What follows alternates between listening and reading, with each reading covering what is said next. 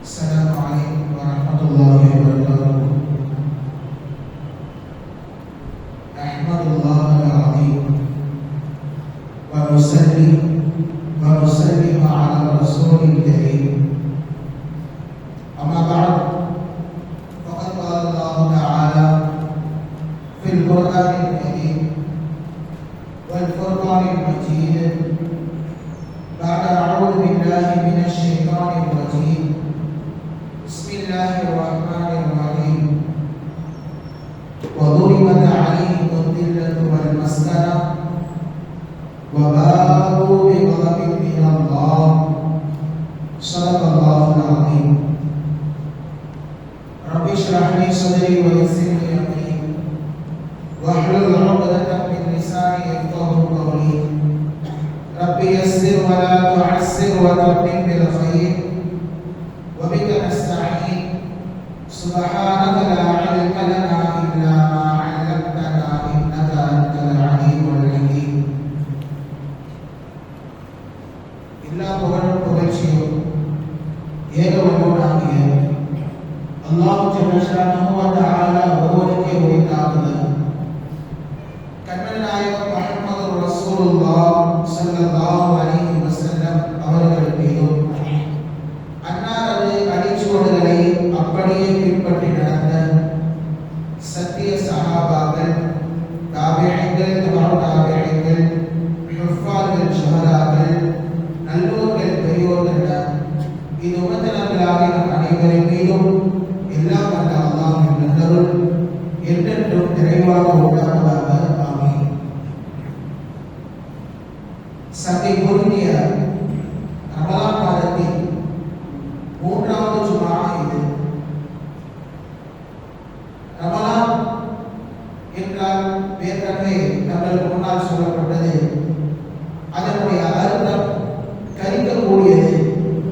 அதாவது இந்த மாதங்களில் நமது பாவங்களை அல்லாஹ் தஆலா கரித்து விடுகின்றான், பொசுக்கி விடுகின்றான்.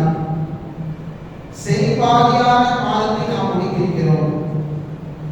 15 நாட்கள் முடிந்து 16வது நாளில் நாம் இருக்கின்றோம்.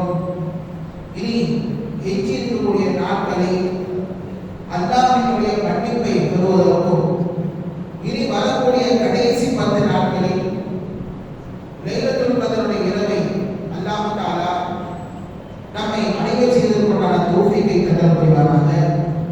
அது மட்டுமல்லாமல் இஹ்திகாஃப் என்ற ஒரு மிக சிறந்த ஒரு வணக்கத்தை புரியக்கூடிய தௌஃபீக்கையும் அல்லாஹ் தஆலா நம் அனைவருக்கும் தந்தல் புரிவானாக என்று சொல்லி, பொதுவாக ரமலான் மாதத்தை பொறுத்த வரைக்கும் இபாதத்துகள் சம்பந்தமாக பேசப்படும். இபாதத்துகளுக்காக வேண்டி ஒரு ஆர்வமூட்டுதல், அமல்களை நன்றாக நாம் செய்ய வேண்டும்.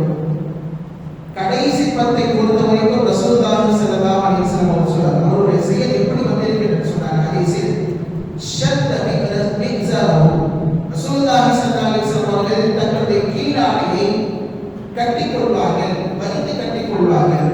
அதாவது வேட்டை என்ன செய்வாங்க, இப்படி எடுத்து இப்படி மடிச்சு கட்டுவாங்க. அதாவது நோக்கம் அந்த நோக்கம் அல்ல, மாறாக ஒரு மனிதர் உம்மதமான ஒரு வேலையில் ஈடுபட போகின்றார், வேகமான ஒரு வேலையில் ஈடுபட போகின்றார். அப்ப என்ன செய்வாரு, வேட்டை என்ன செய்வார், ஒரு வேலை தூக்கி கட்டுவார்.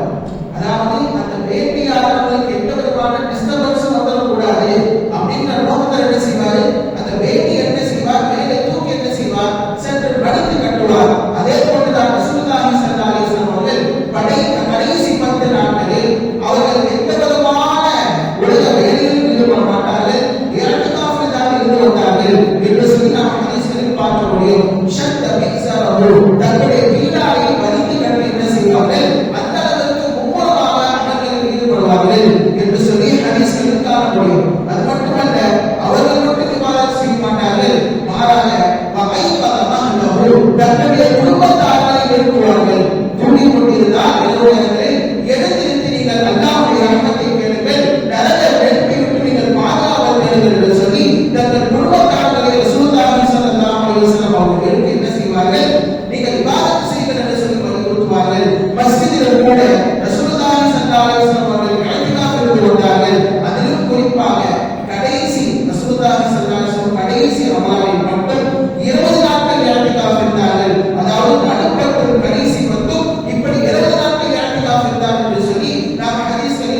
முடியும்.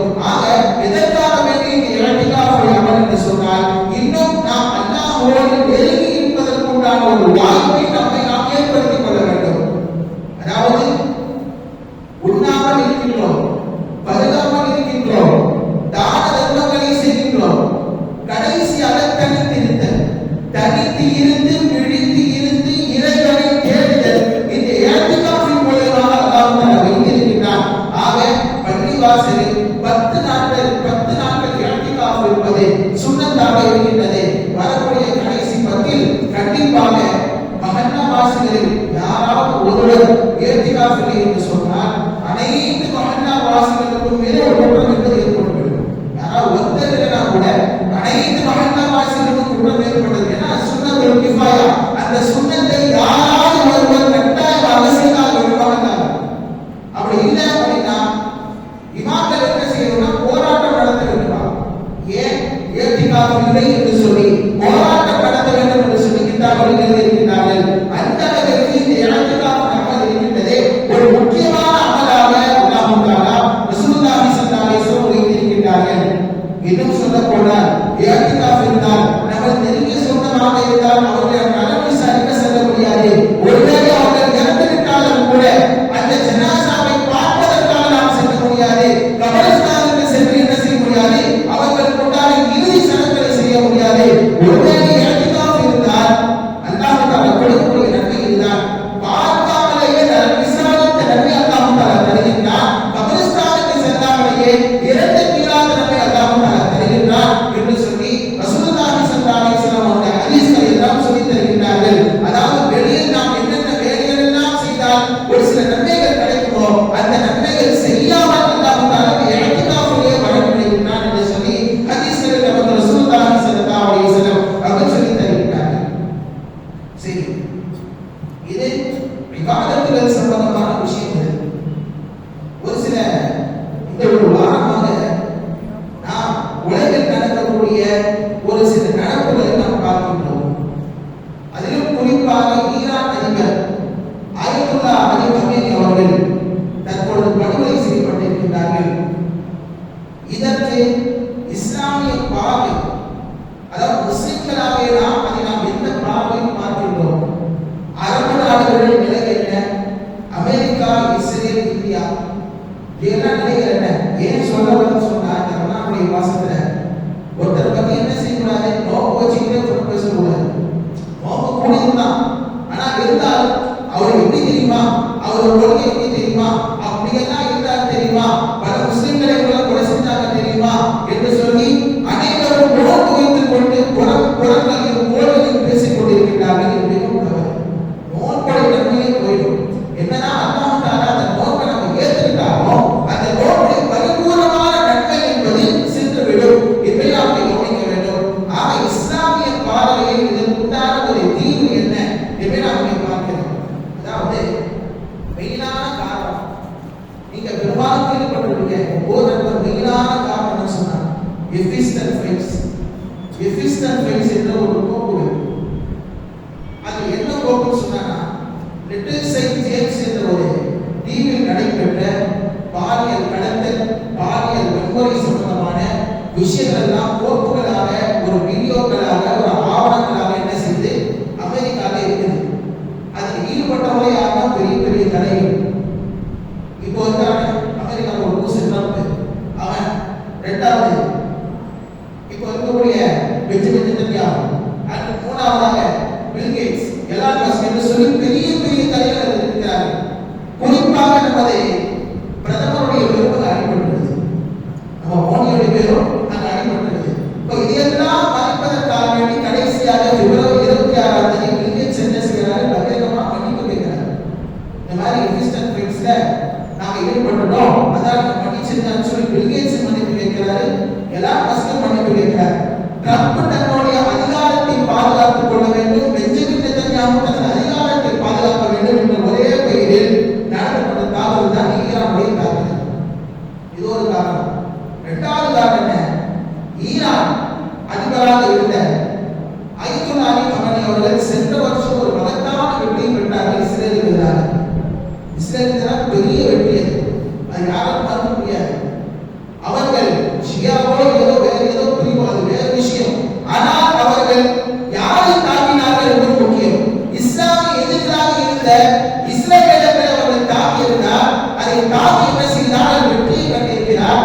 திரும்பவும் என்ன செய்யணும், நம்ம அட்டாக் செய்து ஈரானை முழுவதுமான ஒரு கண்ட்ரோலில் கொண்டு வர வேண்டும் என்ற ஒரே நோக்கில் நடந்த போதுதான் தற்போது நடந்து கொண்டிருக்கிற இந்த போர். இதுதான் மெயினான காரணம். தவிர வேறு எந்த விதமான ஒரு அரசியல் ஆதாயமோ, அதாவது குறிப்பாக சொல்லப்போனால் கொள்கை ரீதியான ஒரு மோதல். அயத்துல்லா அலி கமேனி அவர்கள் என்னதான் வேறு ஒரு பிரிவர்களாக இருந்தார், அவர்கள் 40 வருடங்கள் ஈரானை அவர்கள் ஆட்சி செய்திருந்தார். 40 வருஷம் ஈரான் ஆட்சி செய்து அதில் பலவிதமான மாணவர்களை அவர் உருவாக்கினார். எல்லாமே தொழுகை, எல்லா விதமான இஸ்லாமிய விஷயங்களை அவர் சொல்லி தந்து அந்த ஈரானில் எல்லா 40 வயசு மேல் உள்ள அனைத்து விதமான மக்களுக்கும் அயத்துல்லா கமேனியை தவிர ஒரு சிறந்த தலைவர் யாருமே தெரியாது. அந்த அளவிற்கு அயத்துல்லா கமேனி அவர்கள் அந்த நாட்டிற்கு ஒரு மிகப்பெரிய ஒரு சக்தியாக, ஒரு மிகப்பெரிய ஒரு அரசாக அங்கே திறந்தார் என்று நாம் பார்க்கிறோம். நாம் பிரிவினைகளை பேசிக் கொண்டே இருக்கின்றோம். எல்லாம் பிரிவினை தான். நம்ம பள்ளியில் ஒரு பிரிவு இல்லையா, சுன்னத் ஜமாத்ல ஒரு 2 பிரிவு. அதிலும் என்ன, தர்காவை ஏற்றுக்கொண்ட பிரிவு, தர்காவை ஏற்றுக்கொண்டாத ஒரு பிரிவு. அதே போன்று தௌஹீத் ஜமாத்னு சொல்லி ஒரு பிரிவு, அவங்கெல்லாம் உள்ள சேர்க்கக்கூடாது அப்படின்னு சொல்லி ஒரு கூட்டம்.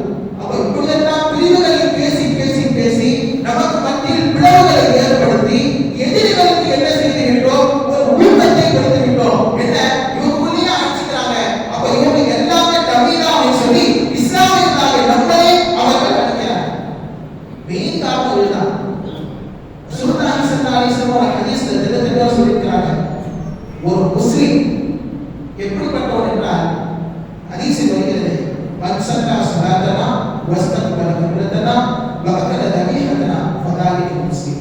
புகாரி பதிவு செய்த ஹதீஸில் வன்சல்லா ஸலாத்தனா, யார் நமது தொழுகையை தொழுகின்றார்களோ, வன்இஸ்தக்பல கிப்லத்தனா, யார் நமது கஅபாவை முன்னோக்கி தொழுகின்றார்களோ, வஅகல தபீஹத்தனா, நாம் அறுத்த பாகிசத்தை யார் சாப்பிடுகிறாரோ, ஃபதாலிக முஸ்லிம், அவர்தான் முஸ்லிம் என்பதாக ரசூலுல்லாஹி ஸல்லல்லாஹு அலைஹி வஸல்லம் சொல்கிறார்கள். எல்லாத்தையும் அடிப்படை கலிமா லா இலாஹ இல்லல்லாஹ் கலிமா இருக்கா இல்லையா, அந்த லா இலாஹ இல்லல்லாஹ் கலிமா சொல்லிட்டாலே அவர்கள் சொர்க்கம் சென்று விடுவார்கள் சொல்லி ரசூலுல்லாஹி ஸல்லல்லாஹு அலைஹி வஸல்லம் சொல்லியிருக்கிறாங்க இல்லையா. அந்த ஒரு ஒற்றுமை என்பது நம்மிடத்தில் இல்லாத காரணமாக எதிரிகள் நம்மை அடிக்கிறார்கள். ஒரே ஒரு சம்பவம் என்னன்னா, ஓநாய்கள் ரசூலுல்லாஹி ஸல்லல்லாஹு அலைஹி வஸல்லம் காலத்தில் மஸ்ஜிதை சுற்றி வளைத்துக் கொண்டது. மஸ்ஜிதை சுற்றி வளைச்சிருச்சு. ஃபஜ்ர் தொழுதுவிட்டு சஹாபாக்கள் மஸ்ஜிதை விட்டு வெளியே போக வேண்டும் என்று நாடுகிறார்கள். மஸ்ஜிதை விட்டு வெளியே போக முடியல. ஏன்னா ஓநாய்கள் வெளியே நிற்குது. சாதாரண நாயை பார்த்தா ஒரு பயமா இருக்குது, ஓநாய் இருந்தா பயம் இருக்காதா? இப்ப என்ன சஹாபாக்கள் என்ன செய்யறாங்க, ரசூலுல்லாஹி குறைகிறாங்க, யார் சொல்லலாம், ஓநாய்கள் எல்லாம் நம்ம பள்ளி வாசலில் முற்றுகையிட்டு விட்டது, என்ன விஷயம் அப்படின்னு தெரியல அப்படின்னு ரசூலுல்லாஹி ஸல்லல்லாஹு அலைஹி வஸல்லம் நேராக ஓநாய்கள் எடுத்து வருகிறார்கள். வந்து கேட்கிறார்கள், என்ன விஷயம், ஏன் நீங்கள் அனைவரும் இங்கே பள்ளிவாசலை சுற்றி நிற்கிறீர்கள், முற்றுகையிட்டு இருக்கிறீர்கள் என்று சொல்லி கேட்கும் பொழுதுதான் ஓநாய்ல அது ஒரு கூட்டத்துடைய தலைவர் ஒரு ஓநாய் இருந்துச்சு.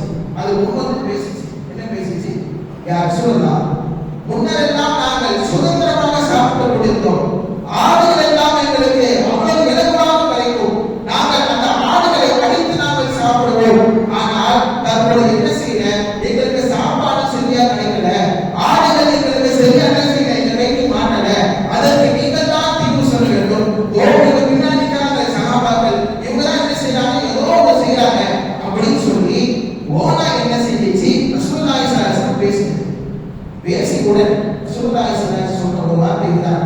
சஹாபாக்கள் என்ன சொன்னார்கள், பார்த்தீங்களா, உங்களுடைய சதகாக்களும் ஜகாத்துகளும் உங்கள் பொருட்களை எப்படி பாதுகாக்கிறது பார்த்தீங்களா, நீங்கள் 40 ஆடுகளுக்கு ஒரு ஆடு நீங்கள் ஜகாத்தாக கொடுக்க வேண்டும், அந்த ஜகாத்தை நீங்கள் கொடுத்ததின் காரணமாக அல்லாஹ் தஆலா உங்களுடைய பொருட்களை எப்படி பாதுகாக்கிறார் பார்த்தீங்களா என்று சொல்லி ரசூலுல்லாஹி ஸல்லல்லாஹு அலைஹி வஸல்லம் அவர்கள் அந்த ஓநாய்களுக்கு சொல்வார்கள், எந்த ஆடு தனது மந்தையை விட்டு தனித்து சென்று விடுகிறதோ அது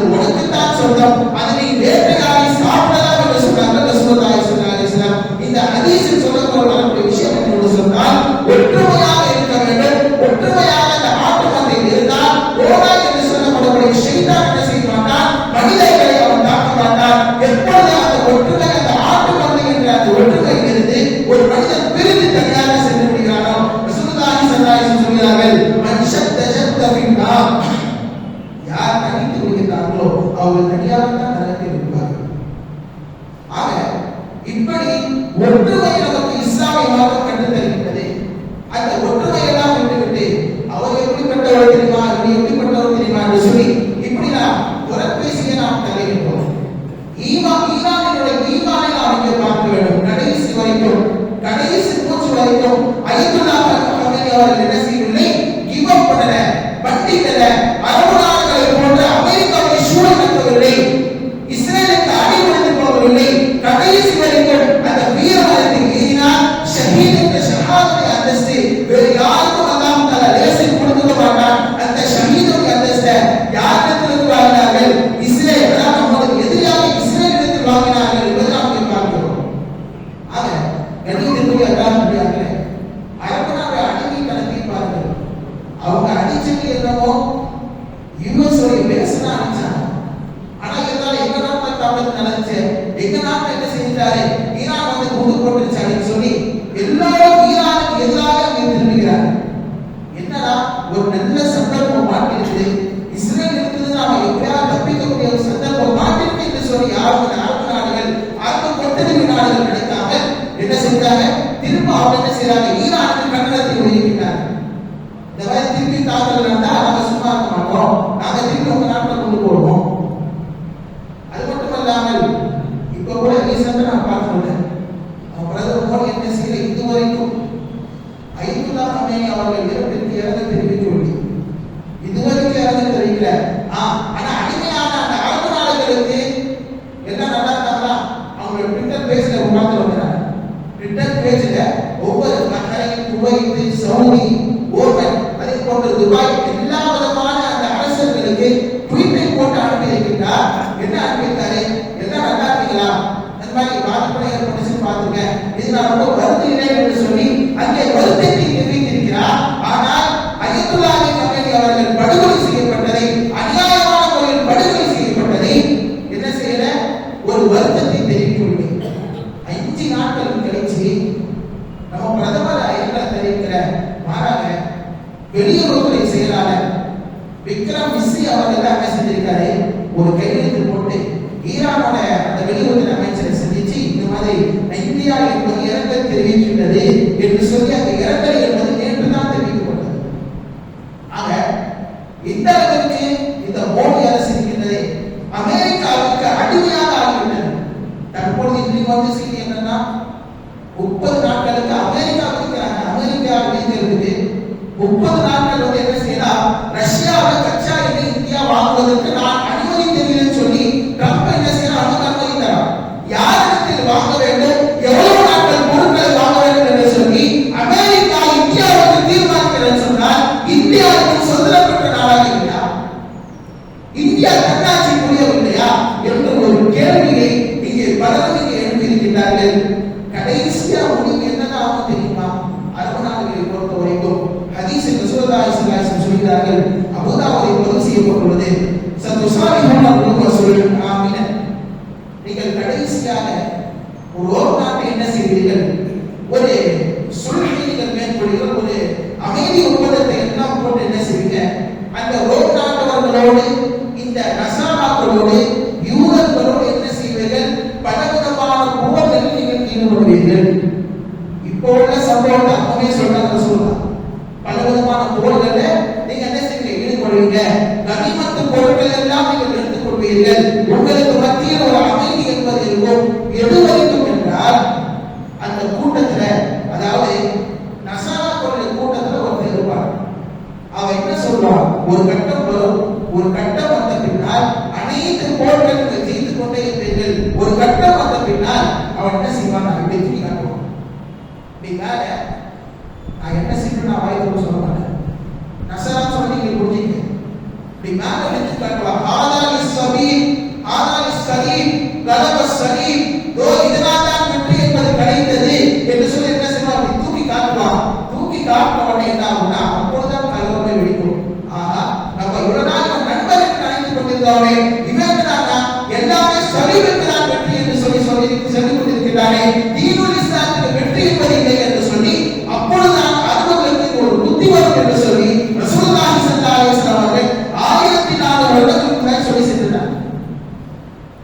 அப்ப இந்த ஒரு சூழ்நிலை வரும் வரைக்கும் அரபுகள் கடைசி வரைக்கும் கொத்தடிமைகளாகத்தான் அமெரிக்காவுடைய காலனியில் தான் இருக்கும் என்று சொல்லி எந்த விதமான சந்தேகம் கிடையாது. ஆக கண்ணியத்திற்குரியவர்களை, உங்களுக்கு நான் சொல்ல வர வேண்டிய ஒரு விஷயம் என்னவென்றால், புனிதமான ரமலான் மாதத்தில் இருக்கிறோம். யாரை பற்றி நாம் குறை பேசக்கூடாது. பக்கத்தில் இருக்கிற நம் நண்பருக்கே குறை பேசக்கூடாதா? எங்கேயோ உள்ளவர் அல்லாஹ் நினைத்திருந்தால் அவருக்கு இதாயத்தை கொடுத்திருக்கிறார். கடைசி நிமிஷம் அல்லாஹ் அவர்கள் வாயால் கலிமாவை கொடுத்தவராக அவர்களை நினைத்திருக்கிறார். ஆக அவரை பற்றி எந்த விதமான ஒரு பேச்சையும் தயவு செய்து பேசாதீங்க. நல்லதே பேசுங்கள். அதிலும் குறிப்பாக யாரை அழைத்திருக்கிறார் நினைப்பார்கள், நமது எதிரியாக அழைத்திருக்கிறார் என்பதை நாம் இங்கே கவனத்தில் கொண்டால், யாரெல்லாம் இஸ்லாத்திற்கு உதவி செய்கிறார்களோ நாம் அவர்களுக்கு துவா செய்வோம். அதான் நாம இப்போ சமீபமா ஒரு துவாவை கேட்டுக் கொண்டிருக்கிறோம். அல்லாஹ் மன்சூர் மன்னசனதீன முஹம்மதின் ஸல்லல்லாஹு அலைஹி வஸல்லம் வஜஅல்னா மின்ஹும். யா அல்லாஹ், முஹம்மது ஸல்லல்லாஹு அலைஹி வஸல்லம் தீனுக்காக வேண்டி யாரெல்லாம் உதவி செய்கிறார்களோ அவர்களுக்கு நீ உதவி செய்வாயாக, அவர்களை எங்கள் ஒருவராக ஆக்குவாயாக என்ற ஒரு துவாவை நாம் இங்கே சமூகத்தில் நாம் கேட்டுக்கொண்டே வருகிறோம். ஆக கண்ணியத்திற்குரிய அல்லாஹ் நிலையாகவே புனிதமான ரமலான் மாதத்தில் யாரை பற்றியும் எந்தவித நாம் பேசாமல் நாம் இஸ்லாத்திற்காக வேண்டியும் உலக அமைதிக்காக வேண்டிய துவாவை கேட்க வேண்டும். எல்லாம் வல்ல இறைவன் சர்வாதிகார ஆட்சியை சர்வாதிகாரம் செய்யக்கூடிய அமெரிக்காவின் இஸ்ரேல் அல்லாஹ் தஆலா வேறொரு ஒழிப்பானாக என்று சொல்லி எனது உரையை நான் முடிக்கிறேன்.